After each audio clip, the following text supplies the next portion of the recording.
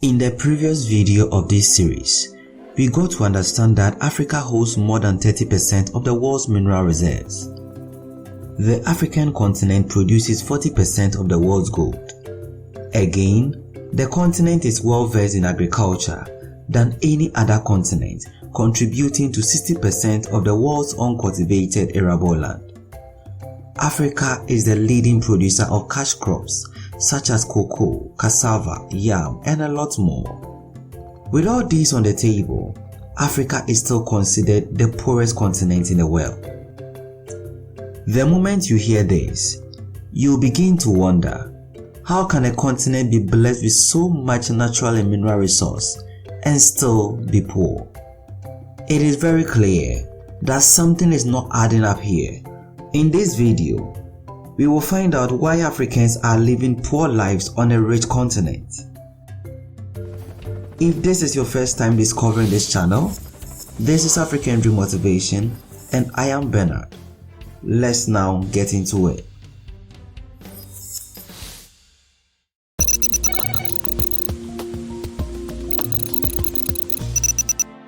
Fighting poverty in Africa has become like a mirage that moves only further ahead the moment you begin approaching it.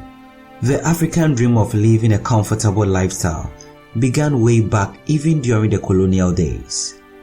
Many people were of the view that once Africa gained freedom, everything will be just fine. Others believed that the colonial masters were stealing all the resources, and if it falls into the hands of the ideal owners, life will be much easier. These perceptions are what influenced Dr. Kwame Nkrumah to give his iconic speech during the independence of Ghana.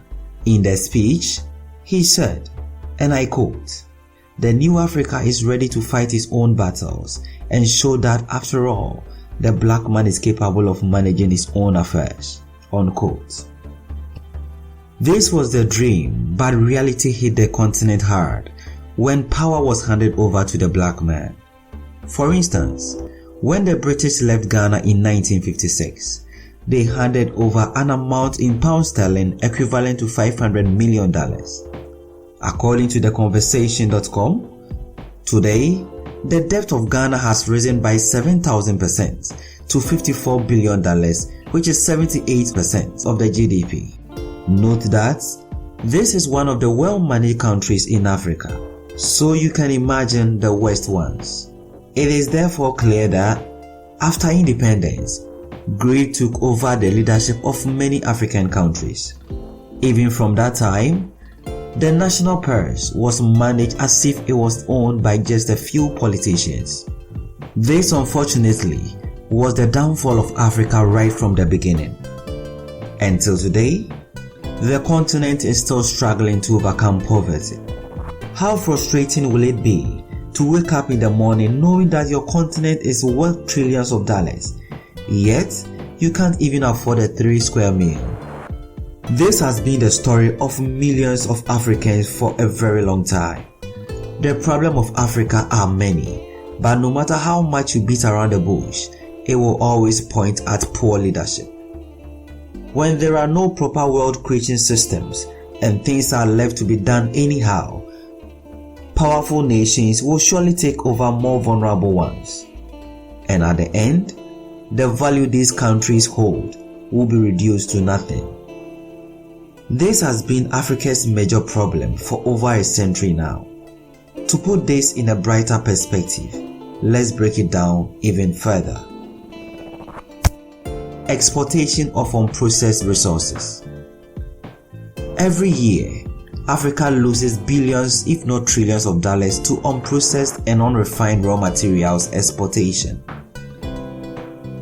In economics, it is more advantageous to add value to raw materials before exporting because value added increases the worth of raw materials, bringing in more income. For instance, Africa contributes to 77% of world's cocoa production, with countries like Ghana and Cote d'Ivoire producing 60% of global production. But when it comes to processing these cocoa beans, Africa only occupies 20%, according to the International Cocoa Organization. Another disturbing fact is that the global chocolate industry is worth $150 billion. West Africa supplies 70% of cocoa beans, but ironically received less than $6 billion. Even with all these cocoa production, Africa still imports cocoa products such as chocolate. In 2020, Ghana, which is the second highest cocoa producing countries in the world, imported chocolate amounting to 2,855 metric tons. When you look at the other mineral and natural resources, it is the same story. After losing so much to unprocessed and unrefined resources, accountability for the little monies coming in becomes a problem. Poor capital resource management. One major problem with Africa's capital resource is the issue of uncontrollable corruption, misappropriation and embezzlement of funds. In Africa, governments are able to take loans for projects, but what really happens is that these loans with huge interest end up in the pockets of just a few people. Also, most of the monies received by African countries as a result of production of natural and mineral resources do not even better the lives of the poor people who mine these precious minerals and metals.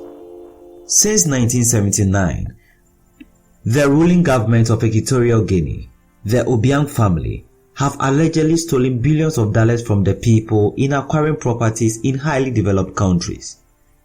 This has been the fate of many African countries. In 2018, the West African League's investigations showed how easy it is for corrupt public officials to launder money and engage in other criminal activities behind anonymous companies and access global financial systems. The investigations revealed that these powerful individuals secretly hide their conflict of interest to empty public trust. The African Union estimates that over $140 billion is lost through corruption annually. This is equivalent to the GDP of 49 African countries, with only 5 African countries to spare. Addressing this issue, Andrew Wilson, the executive director, Center for International Private Enterprise, said that with this amount, Africa will be able to supply an uninterrupted power 24 hours a day to every citizen on the continent for 3 years. To put the magnitude of loss on a bigger scale, according to a World Bank estimate, 43% of Africans are poor, and even though this was an improvement from 56% in 1990, it is still nothing good to boast about. Africa's illicit financial flows out of Africa are estimated at over $50 billion a year, according to the United Nations. If millions are struggling to have access to basic amenities, how efficient and effective would their impact be on national development?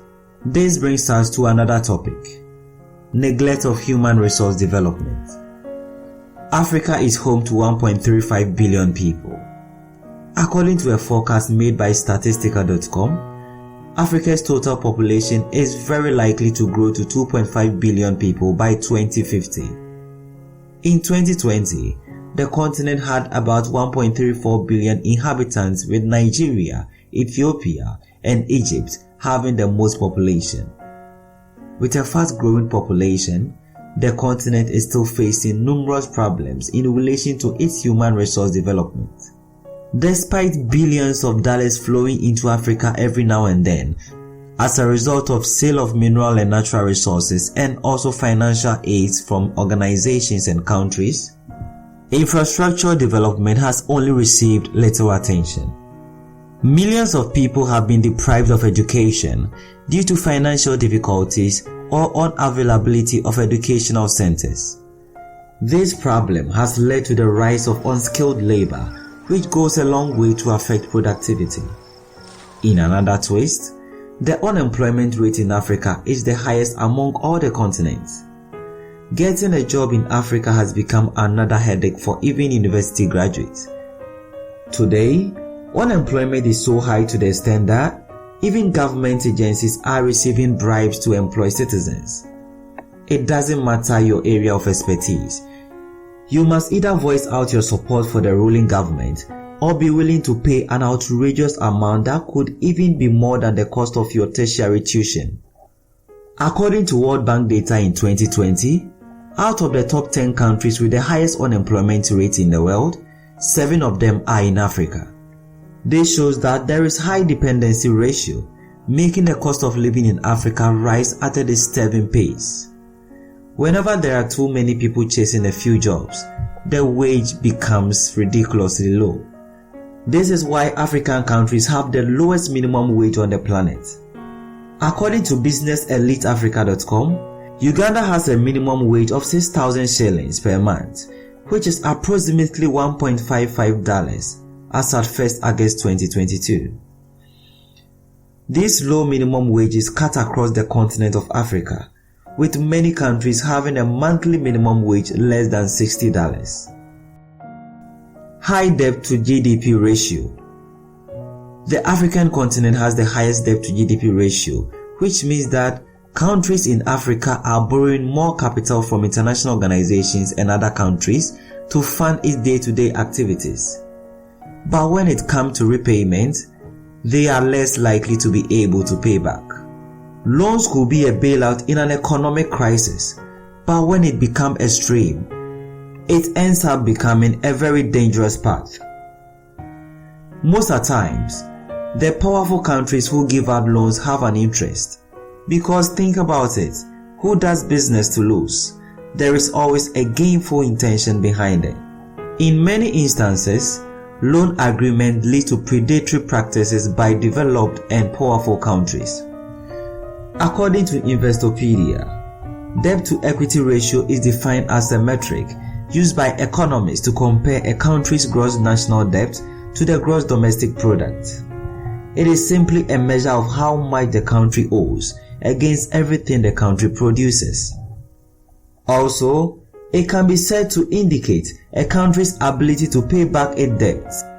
Over the years, the World Bank warned many African countries of approaching danger if they continue accumulating debt. But unfortunately, most of these African countries continue their regular streak of borrowing, with many of them having their debt to GDP over 50%. Even though excessive borrowing is the cause of the collapse of many African economies, there are also some who are facing economic breakdowns due to uncontrollable insurgents, which leads to a series of conflicts. Therefore, if we are talking about how Africa is still poor, let's talk about conflicts in Africa. Whenever there is conflict, there are loss of lives, humanitarian crisis, destruction of private and public assets, and millions of people cut off from supply of basic amenities such as education, good health, and food. And in a nutshell, an invitation to poverty. What even causes these civil wars to occur? In a paper written in 2001 by David B. Gates and Patrick James entitled Evolutionary Psychology and the Explanation of Ethnic Phenomena, it is stated that, and I quote, "These intrastate civil wars stem from ethnic hatred that manifest themselves in terms of nationalism, separatism, or a fight for ethnic identity." End quote. After power was handed over by the colonial masters, political instability took over, which fueled many tribal wars. So many of these conflicts had been recorded in the least time imaginable. We can talk about the 1967 ethnic and tribal war in Nigeria.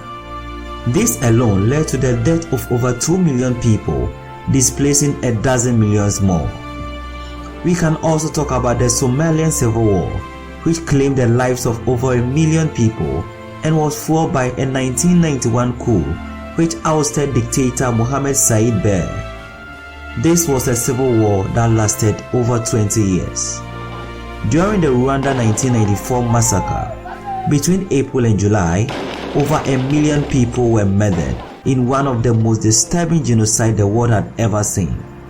It was a 100-day genocide that was bloody to the extent that husbands killed their wives who were from the other ethnic group. Even though many of these occurred in the 20th century, Africa is still not catching a break in the 21st century. Conflicts are still ongoing with countries like Democratic Republic of Congo, South Sudan, Mozambique, and a dozen of African countries at the mercy of insurgents. At the end of the day, the millions of people who are struggling to afford 3 square meals are the ones who suffer the most. Investment activity ceases, with illegal activities such as smuggling of precious minerals and metals becomes the order of the day. Many companies in well-developed countries take advantage of these tribal wars and conflicts to enrich themselves. Whenever there is a battle of survival, people who can't even afford food need to find a way to get weapons to protect themselves. This had led to many countries forfeiting development and economic growth to acquire weapons for defense and protection. When these things are ongoing, many basic human needs fall into the flames. There is nothing like education when there is war. There is nothing like good meals when the guns are coming to get you. It is always about survival, trying to make it to the next day. But the sad reality is that these politicians who are mostly at the center of this genocide ends up having safe havens and being granted asylums in developed countries. After conflicts and wars are over, the farms will have been burnt, the schools might have been set ablaze, the hospitals might have been lowered to the ground. Rebuilding these facilities will demand huge sums of money, which the country probably doesn't have, and may resort to borrowing. So no matter how endowed the country is, when there is conflict, everything breaks down. For instance, Libya has the highest crude oil reserves in Africa, with over 48.4 billion barrels as of 2021. But due to unrest and civil wars here and there, the country is just producing extremely below capacity. Conclusion: Africa as a continent is rich in minerals and natural resources worth trillions of dollars. But when there is corruption, when there is conflict, when the political structure prohibits the ordinary citizen from amassing wealth, many people will surely be forced to live below the poverty line. Therefore, until the leadership of Africa come to understanding that leadership is about serving the people, not enriching themselves, the continent will still remain poor and will struggle to make an impact where necessary. Statistics shows that by 2050, the population of Africa will rise to about 2.5 billion. This is a comforting and disturbing projection at the same time. It is comforting because greater population will boost Africa's workforce, and it has the ability to double if not triple production, which will then translate into huge financial gains. But the downside of this is that if millions of people are still not going to get quality education, if millions of people are still going to struggle to find basic necessities of life such as clean drinking water, if graduate unemployment is still going to soar higher, then Africa will have an unbearable problem to handle. It is about time African leaders realize how necessary it is to develop the continent by being selfless and thinking about the ordinary people. Africa is rich but not poor. There is no doubt about how endowed Africa is. But the problem is how to make the riches of the continent reflect in the lives of ordinary citizens. Thank you so much for making it to the end of this video, and I hope you enjoyed it. Let me know what you think in the comment section. Kindly subscribe and click on the notification bell so that you don't miss any new video we upload. Until we meet next time, have a nice day.